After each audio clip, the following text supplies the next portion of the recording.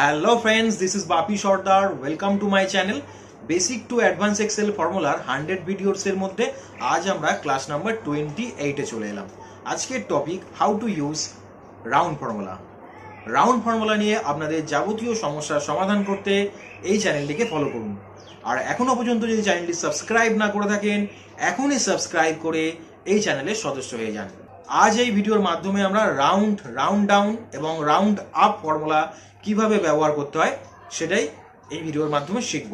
তো বন্ধুরা, ভিডিওটা স্কিপ না করে এন্ড পর্যন্ত দেখুন।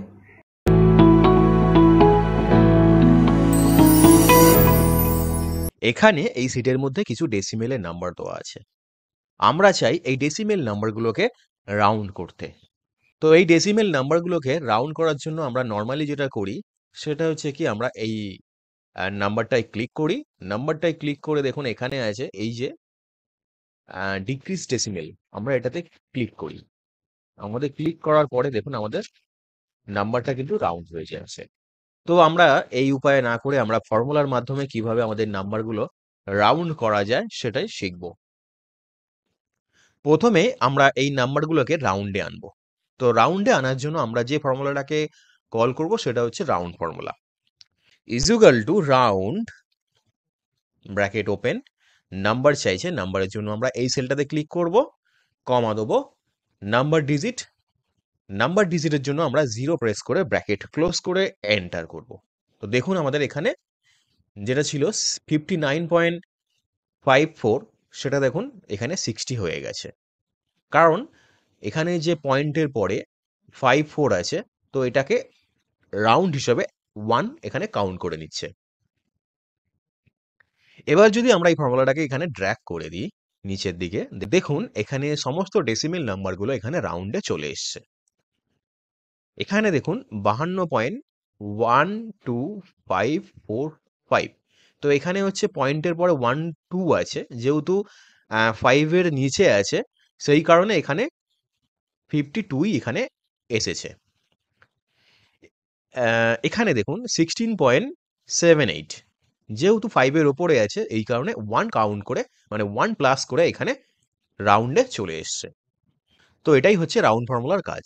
এবার আমরা রাউন্ড আপ ফর্মুলা কিভাবে ব্যবহার করতে হয় শিখে নেব। Is equal to round up bracket open, number চাইছে, আমরা এই নাম্বারটাতে ক্লিক করব, কমা দেবো, নাম্বার ডিজিটের জন্য আমরা 0 রেখে ব্র্যাকেট ক্লোজ করে এন্টার করলে দেখুন এখানে অ্যান্সার কিন্তু হলো 60। এবার যখনই আমরা এটাকে ড্র্যাগ করব না, দেখুন এখানে 52.12545 ছিল, এখানে দেখুন 53 এলো। কারণ রাউন্ড আপ ফর্মুলার মাধ্যমে কি হয়, এখানে যে 52.12 আছে এটা যদি 52.01 এরম সামথিং কিছু একটা হতো, সেখানেও কিন্তু 1 কাউন্ট করে নিত। কারণ রাউন্ড আপ ফর্মুলা হচ্ছে কি, পয়েন্টের পরে যাই ফিগার থাকুক না কেন সেইটাকে কিন্তু ও প্লাস করে নেবে, 1 প্লাস করে নেবে। সেটাই হচ্ছে রাউন্ড আপের কাজ।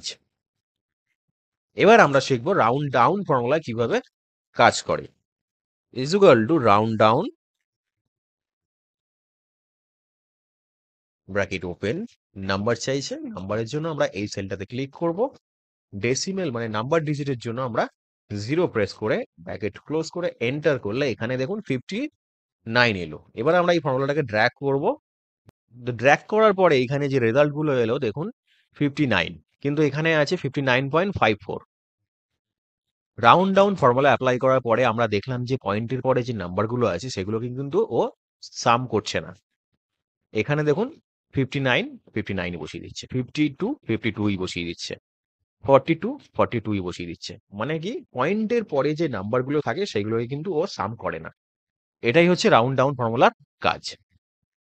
তো বন্ধুরা, এভাবেই আমরা রাউন্ড আপ এবং রাউন্ড ডাউন ফর্মুলা ইউজ করতে পারি। তো বন্ধুরা, ভিডিওটা কেমন লাগলো অবশ্যই কমেন্ট করে জানাবেন। আর এই ধরনের আরো ইনফরমেটিভ ভিডিও পাওয়ার জন্য এই চ্যানেলটিকে লাইক, কমেন্ট এবং শেয়ার করুন। আর প্লিজ সাবস্ক্রাইব করবেন।